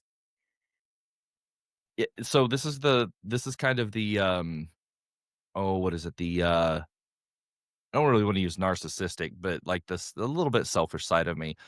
Getting hyped up by my friends helps a lot because a lot of my anxiety revolves around me not being good enough at what I'm trying to accomplish in life, and then having somebody be able to tell me, "Look, dude, this is what you've done just in this amount of time."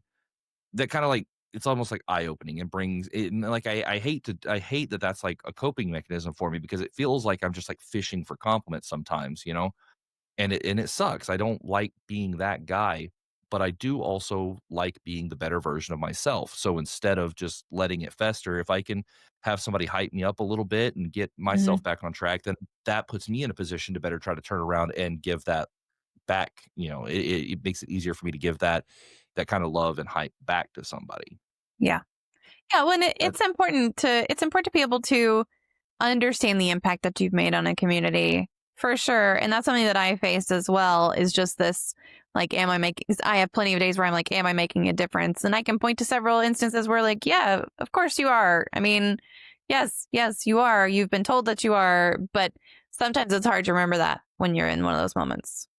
and Mage, to your point there, yeah, I mean it is called positivity, but unfortunately, whenever you suffer from a mental illness, sometimes positivity just makes it a little bit. I mean, you can't just be positive; it makes it so much more difficult.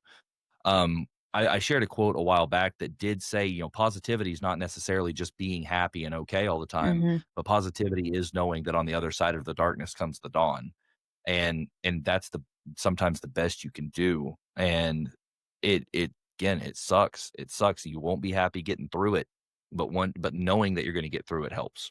Yep, absolutely.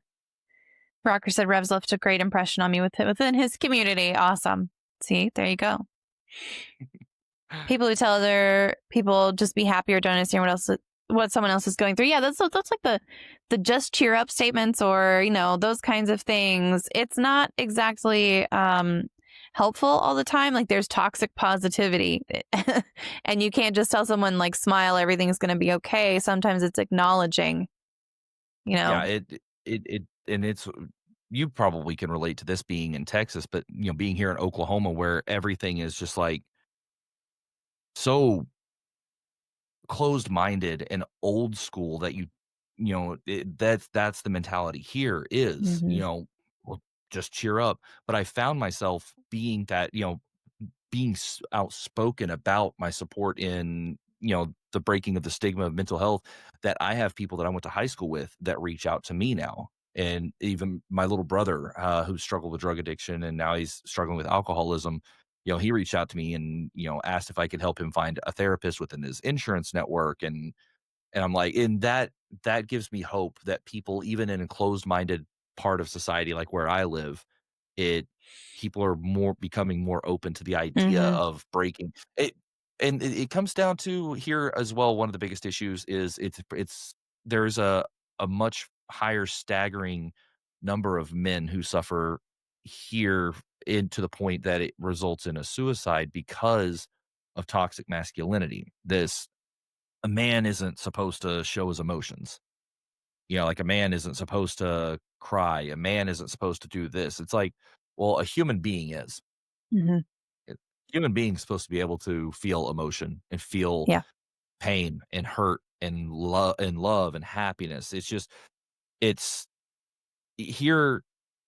You don't need to be a man to be this kind of person. No, you just need to be a human being and support others in being human beings. And it's good to see that stigma even being broken in an area as closed off as this one.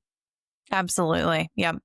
Yeah, Texas is very much the same, and it's amazing to me how early it starts too with boys and in school, and just it's incredible. But fortunately, here's the other thing I'll say about that is if you are a parent and you have kids and you notice it happening at school and through peers, talk to teachers because they're usually receptive now, where I don't know if they would have been receptive, 20 years ago, but they're usually receptive now to actually addressing it in the classroom.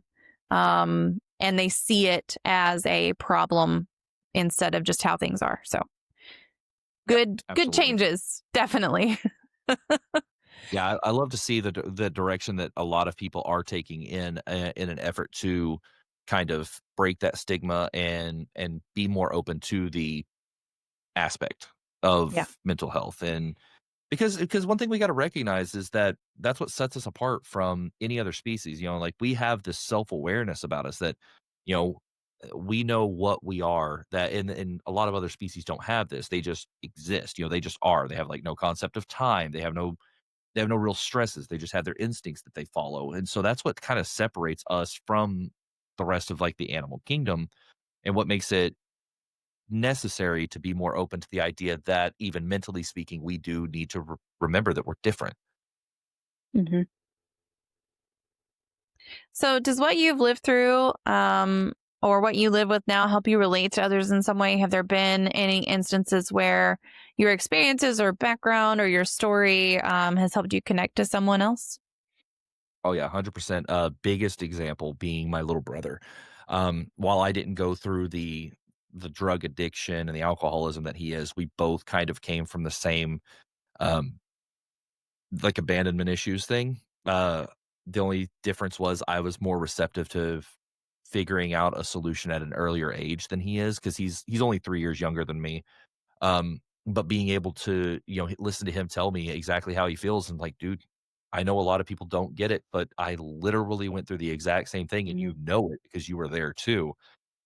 Here's what I did. And he started asking me questions because he's seen the changes I've made in my life over the last few years. And that in and of itself has been an inspiration for him to want to be better Hmm. and do better by himself. And that has been, honestly, if nothing else, seeing him do better has been the biggest beacon of hope for me. Because if seeing the route he or the path he went down to end up where he's at now, wanting the help and actually getting it and seeking it, has been completely eye-opening, that no matter what, there's a purpose for it. Hmm. Yep. There's a purpose for everything, even if I had to go through something and learn to be strong just to show somebody else that it's possible. So that's, yeah, that one's rough for me, but it's so encouraging Yeah. to see him take the steps he has. Well, and it's nice that he knows that he can also reach out to you and contact you and connect with you on that level instead of just kind of, hey, how's it going? Take it a notch up in your conversations. That's good. Yeah, absolutely. So, what is the biggest or best or most profound thing you've learned from someone in your streaming community? And that could be the community that you have built on Twitch or the streaming community at large. And how did that come about? Uh, okay, so I think like one of the most profound things that I noticed was very early on. So I started streaming in June of 2018. In November of 2018, I decided to do my first charity stream for the Brain and Behavior Research Foundation. And I was kind of at a point where I was just like, I was asking questions on my own, like, am I doing anything here? Is this worth it? And all this.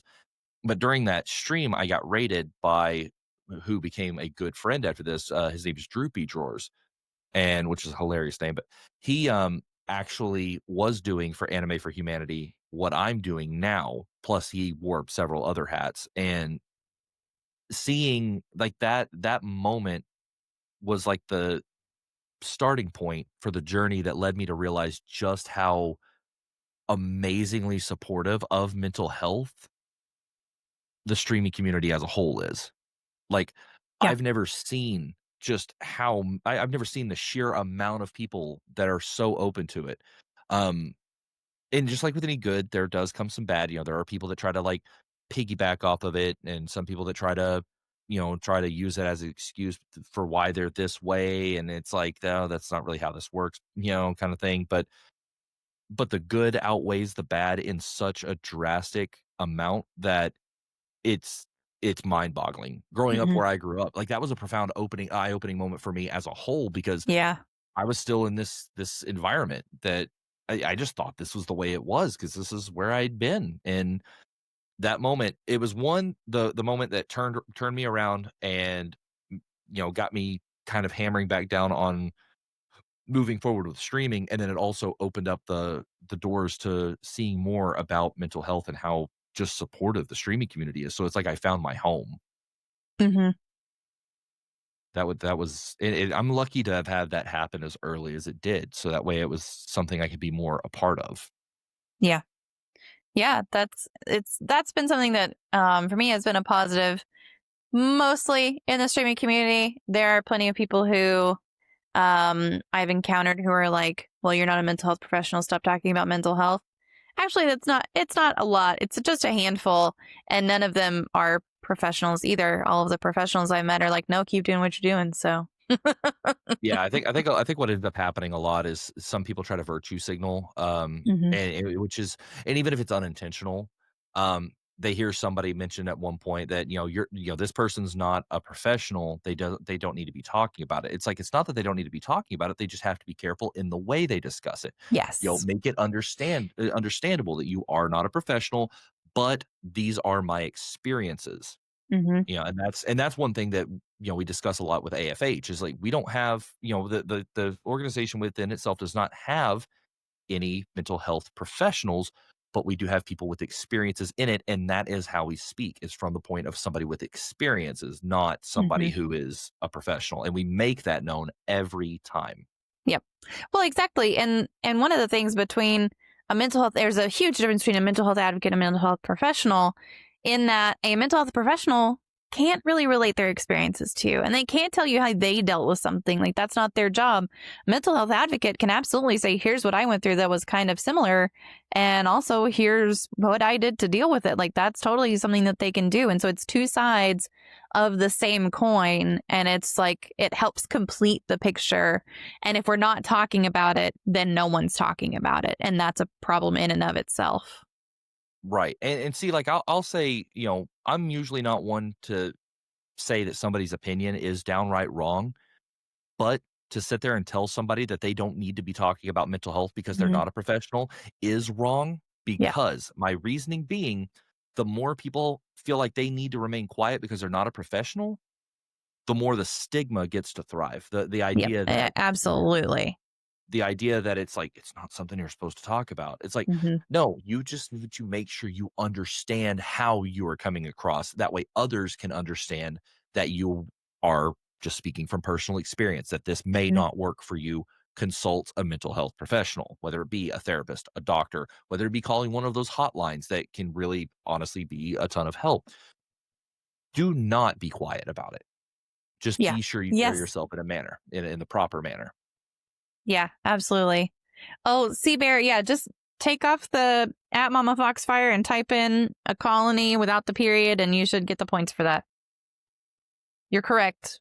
Just don't just type the answer. So if you weren't doing what you do now, or if you had chosen a different path, what would you be doing or have done instead? Oh, probably would I'd probably honestly have worked a lot harder to get another job in aircraft manufacturing. Um, because that's what I was doing. I've been laid off since January, which has been hard. It's been hard to deal with.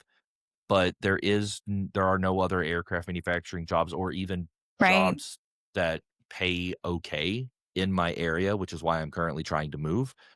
But I probably, if I didn't have what I have now with streaming and the people that I've surrounded myself with, I probably would have panicked a lot more, and honestly probably put myself in a rougher position trying to move to get back into aircraft manufacturing, because I was technically laid off right before COVID became a thing. Ugh. But because of COVID, they ended up shutting our plant entirely down, Right.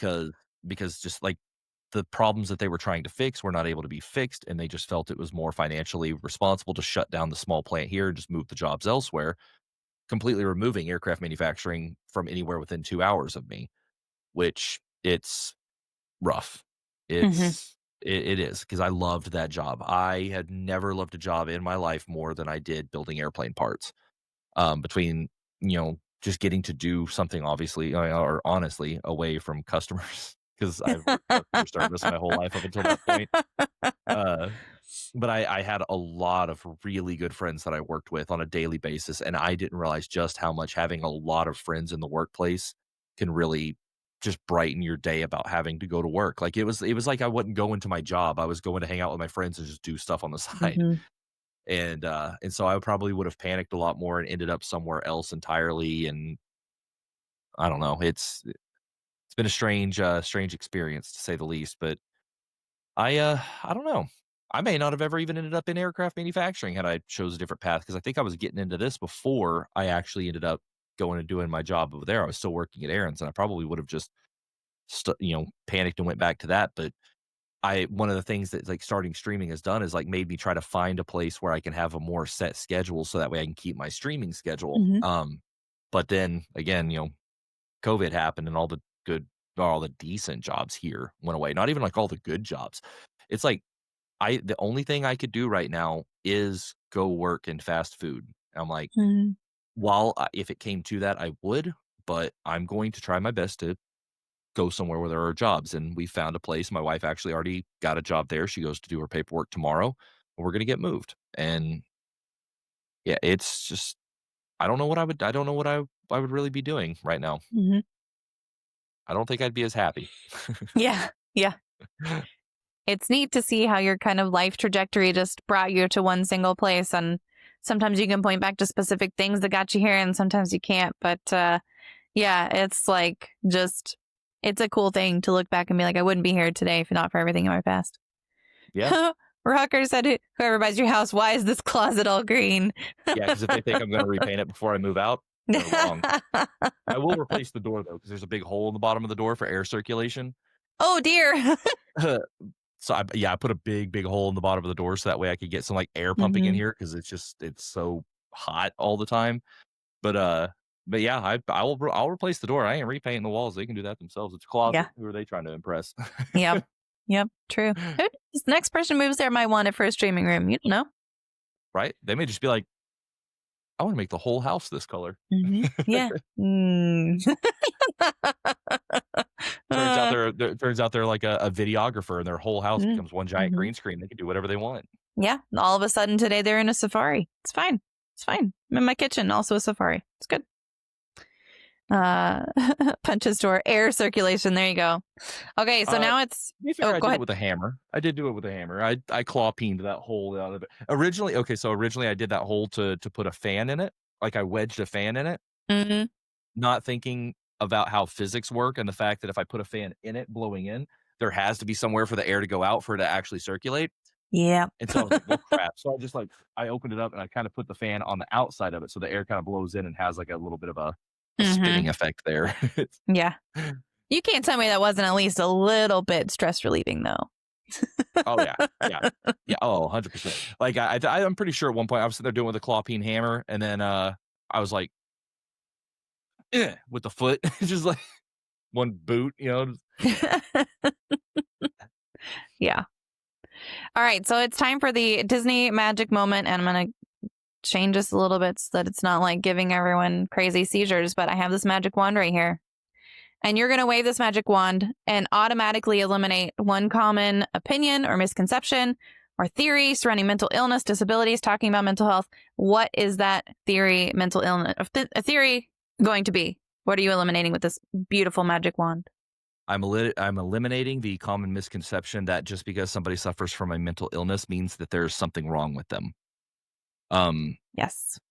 People are wired differently. Humans are wired differently. That's why some of us are bigger, some of us are smaller, some are taller, some are shorter. The people are just differently. They're just built differently. And just because somebody's wired a little bit differently does not mean that they're crazy or that something's wrong with them. That right there is 100% the one I would get rid of, because that is what put us in this whole spot with the stigma to begin with, is that, I can't really talk about, why I sit in my house and cry at night, because if I do, they're going to lock me up in a quote unquote nut house. I hate that idea. And I don't use the word hate a lot. But that would be it. That would be the one, is just because you suffer from a mental illness does not mean you're crazy. Yep, absolutely. And it doesn't mean that someone else isn't going through and suffering as well, even if they look perfect on the outside either. Yep. So that's a good one. Okay, so we're going to open it up to any remaining Q&A. And while we're waiting for those, I'll just ask you if there's anything as far as resources or sites or personal recommendations or something we didn't cover that you want to cover. Shout outs, organizations. I think we've put in most of them into the chat already, but anything you want while we got these remaining questions coming in. I have two organizations that I would like to shout out. Obviously, one being Anime for Humanity, not just because I work with them, but because they have that healing section on their website that can redirect you to a more specific resource for you. But another one is the Brain and Behavior Research Foundation, because they actually take what they do with their funding is they fund studies. They provide funding to studies on the scientific aspects of mental health. So, what can we do to treat depression on a more medical level for people that have to go through that? One primary example of something that they've done is they actually provided the funding for a study that found out that nasally administered esketamine has been shown to actually treat treatment resistant depression. That certain forms of depression that do not get that level of, alleviated symptoms, this nasally administered esketamine can, and they funded scientific studies behind this. And where things go from there is different, because it's like, well, Right. what's the pharmaceutical industry going to do? But they do some amazing stuff with different kinds of studies. But yeah, those are the two. But if I wanted to give a couple of people a shout out, I would just like to actually encompass like the members of the community that I've surrounded myself with from streaming, because they have been such a shining light, such a shining light in my life that have helped me through so many bad times. And I know I end up becoming a pain in the ass because whenever things start going bad, I have this bad problem of just like going off the deep end of God, everything's falling apart around me. And it's not a long lived thing, but I end up going through these problems. And it's like, they've stuck by me through this and tried to and helped me through them instead of just being like, dude, this guy's annoying. I don't need to be around him. So for those people that have done that, I can't thank them enough. Absolutely. So if you guys haven't checked out either of those organizations, I put links to both of them in the chat, and as well as a link to Rev's Twitter again and his Twitch as well. And we do have a question from the community from Bite Mark, and that is, what is your favorite poem? The Raven by Edgar Allan Poe. It was kind of like the first thing that it introduced me into that more kind of like macabre short horror story type of literature. And I do not have a good enough attention span to read full on books. So short stories are no. But The Raven by Edgar Allan Poe was like the first one I ever actually really heard that I was like, man, this is a wild story. Because I'm a big fan of like the dark and the macabre and stuff. Like I like H.P. Lovecraft's literature. I like Edgar Allan Poe's literature.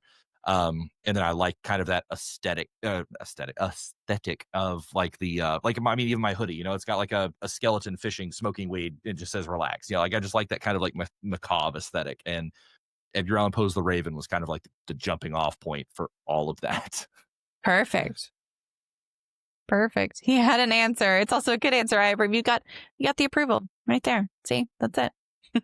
All right. Well, that's a good one. I like it. Yeah. If there's nothing else from the community, nothing else you want to say, I will just say again, thank you so much for being here with us today. Chat, give me just a few minutes to disconnect with our guest here, and I will be back playing something, maybe Minion Masters if Bite Mark wants to do pre-mades, because I had to get some pre-mades done. So there's that. But thank you again so much, and y'all give me just a second. Absolutely. That was Rev Sven sharing his journey with anxiety and depression, recorded back in 2020. His story hits on so many things that people dealing with mental health struggles face every day. One thing that really stood out to me was his honesty about the medication carousel. Being diagnosed with depression, then bipolar disorder, then anxiety, then intermittent explosive disorder. If you've been through the mental health system, you probably recognize this pattern. It's frustrating and exhausting to feel like a guinea pig while doctors try to figure out what's actually going on with your brain. Sven's point about being 100% honest with your healthcare providers is crucial. I can't stress this enough. They cannot help you if you are not telling them the truth about side effects, other substances you're using, or how you're actually feeling. And yes, that includes telling them if you smoke weed, even in states where it's not legal. They're not going to call the police. They need that information to treat you safely. His experience with falling asleep while driving really drives home how serious medication side effects can be. That could have been a tragedy, not just for him, but for other drivers on the road. If a medication is affecting your ability to function safely, that is an emergency conversation with your doctor, not something to tough out. I appreciated his transparency about weaning himself off medication without medical supervision. He was very clear that he doesn't recommend that approach, that it can be dangerous. If you're unhappy with your current treatment, please work with your healthcare team to make changes safely. There are always options, even if it takes time to find what works for you. The community aspect of his healing really resonated with me. Finding people who understand what you're going through makes such a difference. Whether that's through streaming, support groups, online communities, or just having that one friend who gets it, connection matters. Mental illness thrives in isolation, so building those relationships is part of the work. His point about toxic masculinity and mental health, especially in rural areas, is something we need to keep talking about. The pressure on men to tough it out is literally killing people. If you're listening to this and you're struggling, I want you to know that reaching out for help is not weakness, it's courage. One thing I want to emphasize from our conversation is that recovery isn't linear. Sven still has depressive episodes, he still struggles, but now he has the tools and support systems that help him get through them. That's what real progress looks like. Not the absence of symptoms, but having better ways to cope when they show up. If you're dealing with anxiety or depression right now, I hope hearing this story reminds you that you are not alone and that things can get better. It might not look the way you expect, and it probably won't happen as fast as you want, but healing is possible. A few quick reminders. If you're having thoughts of self-harm, please reach out for help immediately. Call the Suicide and Crisis Lifeline. If you need mental health resources or a way to find out what number to call, you can Google it. You can also go to tacosfallapart.com. There are lots of resources and links for you there. If this episode helped you in any way, please take a moment to rate and review the podcast. Those reviews and comments really do help other people find us when they need to hear these conversations the most. Subscribe so you don't miss new episodes, and share this with someone who might benefit from hearing Sven's story. You can find me on social media. I'm MommaFoxFire everywhere. You can also Google Even Tacos Fall Apart and find me everywhere there. And connect with our community on Discord. Again, go to tacosfallapart.com. There's all the ways to find us there. We are building something special, a place where people can be real about their struggles and support each other through the hard stuff. Remember, even when everything feels like it's falling apart, you are still worthy of love, support, and healing. And just like tacos, sometimes the messiest things in life are still worth holding on to. Thanks for listening to Even Tacos Fall Apart. Take care of yourselves, and I'll talk to you next time.